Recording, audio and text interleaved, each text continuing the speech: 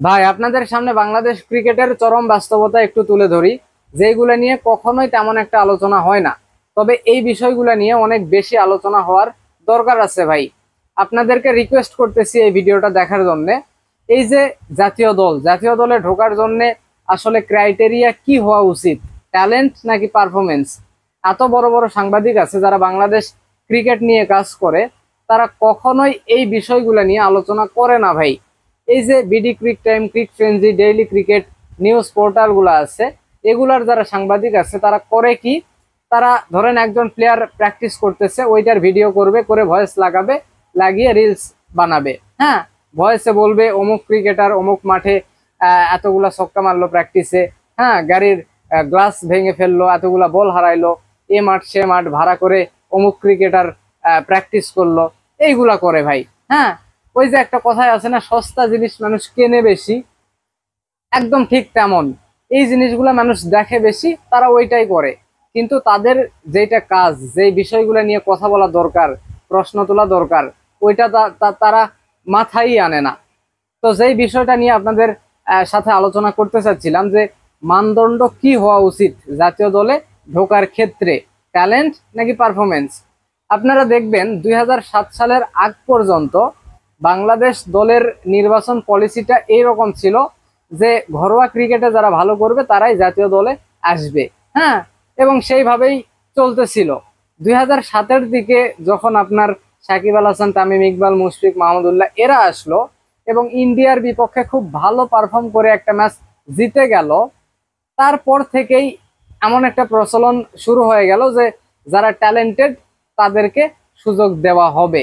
হ্যাঁ, এখন এখন আপনারা অনেকে বলতে পারেন যে ভাই এই যে শাকিব তামিম, তারপরে আপনার মুশফিক মাহমুদুল্লাহ, এদেরকে নিয়ে কথা বলতেছেন, এরা তো শুধুমাত্র ট্যালেন্টেড না, এরা তো মানে বাংলাদেশ ক্রিকেটে অনেক কিছু করে দেখাইছে, এটা বলতে পারেন।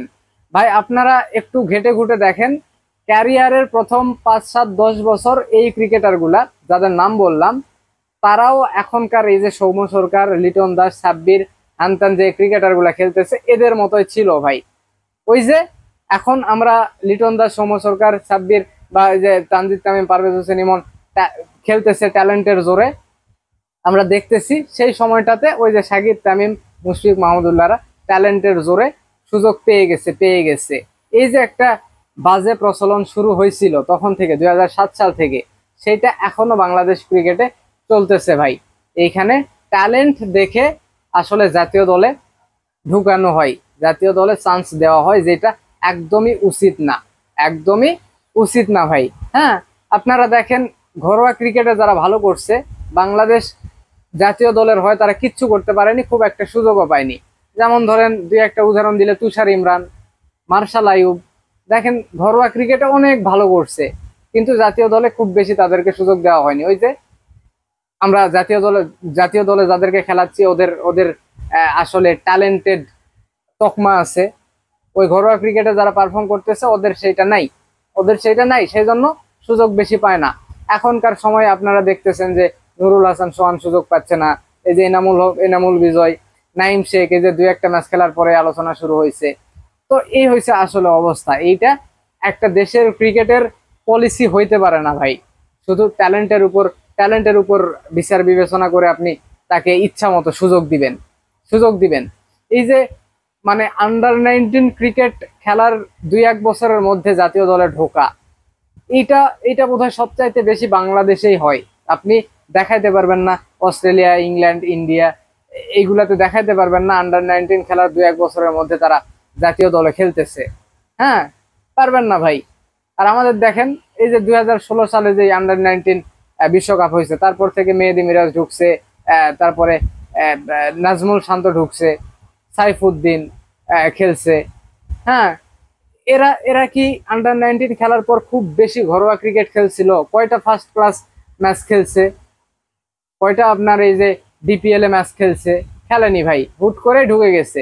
এখন এই যে 2019 যেই আন্ডার 19 বিশ্বকাপ জিতলো, শরীফুলের ব্যাস, হ্যাঁ তৌহিদ হৃদয়দের ব্যাস, এরা দেখেন 2 বছরের মধ্যে জাতীয় দলে ঢুকে গেছে শুধুমাত্র ট্যালেন্টের জোরে। হ্যাঁ, ট্যালেন্টের তকমা লাগিয়ে তারা জাতীয় দলে ঢুকছে এবং ইচ্ছা মতো খেলতেছে। তারা কেউই ধারাবাহিকভাবে ভালো করতে পারতেছে না ভাই, করতে পারতেছে না। তারা আন্ডার 19 খেলার পর কয়টা বিপিএল খেলছে, কয়টা ম্যাচ এনসিএল এ খেলছে, কয়টা ম্যাচ ডিপিএল এ খেলছে। ডাইরেক্ট আপনি আন্ডার 19 খেলাচ্ছেন, সেখান থেকে 2-1 বছরের মধ্যে জাতীয় দলে আনতেছেন। এই যে এখন যে আন্ডার 19 টিমটা আছে 2025-এর, এইখানেও বেশ কয়েকটা প্রতিভাবান ট্যালেন্টেড ক্রিকেটার আছে যারা আন্ডার 19 ক্রিকেটে মানে রেগুলার রান করতেছে, ধারাবাহিকভাবে রান করতেছে। আপনারা দেখবেন এই দলটা থেকেও 2-3 বছরের মধ্যে জাতীয় দলে অনেকে ঢুকে যাবে ভাই। হ্যাঁ, তো এই জিনিসটা একদমই উচিত না, এই জিনিসটা একদমই উচিত না। এই শুধুমাত্র এই যে ট্যালেন্টের তকমা লাগিয়ে জাতীয় দলে ঢুকানো, খেলানো, এই জিনিসটার কারণেই বাংলাদেশ দলের আজকে এই অবস্থা। বাংলাদেশের ক্রিকেটাররা প্রচন্ড অধারাবাহিক, হ্যাঁ অধারাবাহিক।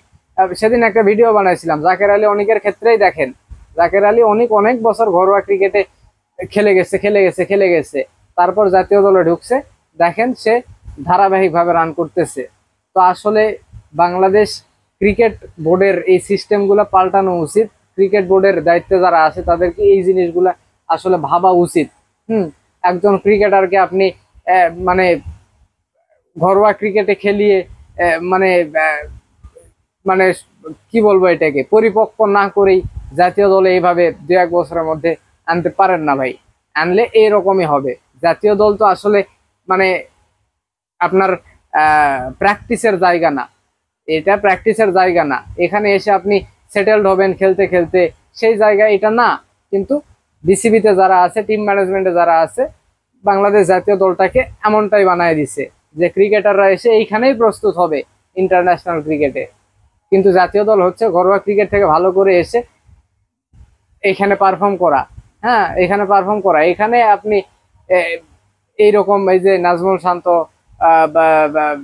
লিটন দাস, তানজিদ তামিম, পারভেজ হোসেন, হ্যান ইচ্ছা এদের মতো ইচ্ছা মতো সুযোগ পাবেন, এটা আসলে হবে না। এখন এই যে তানজিদ তামিম, তারপরে পারভেজ হোসেন ইমন, এদেরকে নিয়ে কথা বলতেছি, অনেকে রাগারাগি করতে পারেন, হ্যাঁ গালাগালি করতে পারেন, করে লাভ নাই ভাই। আপনারা ওই যে 2-1, 3, 4, 5, 7 ম্যাচ পর একটা ইনিংস দেখে ভুলে যাইতে পারেন, আমি পারি না ভাই। হ্যাঁ, তো এইটাই বাংলাদেশের ক্রিকেট দর্শকরাও এমন হয়ে গেছে, এমন হয়ে গেছে ভাই। 4, 5, 7 ম্যাচ পর একটা ইনিংস ভালো করবে, তাকে নিয়ে উল্টাপাল্টা কথা বললে আপনাকেই গালিগালাজ করবে। হ্যাঁ, তো তারা এই যে 5-7 ম্যাচ পর একটা ভালো ইনিংস খেলবে, এইটাতেই খুশি। তো এইটা একদম হওয়া উচিত না। হ্যাঁ, জাতীয় দলে ঢোকার ক্ষেত্রে মানদণ্ড হওয়া উচিত ঘরোয়া ক্রিকেটে ভালো করা। হ্যাঁ, তার পারফরমেন্স, ঘরোয়া ক্রিকেটে পারফরমেন্স কি, এইটাই আসলে মানদণ্ড হওয়া উচিত।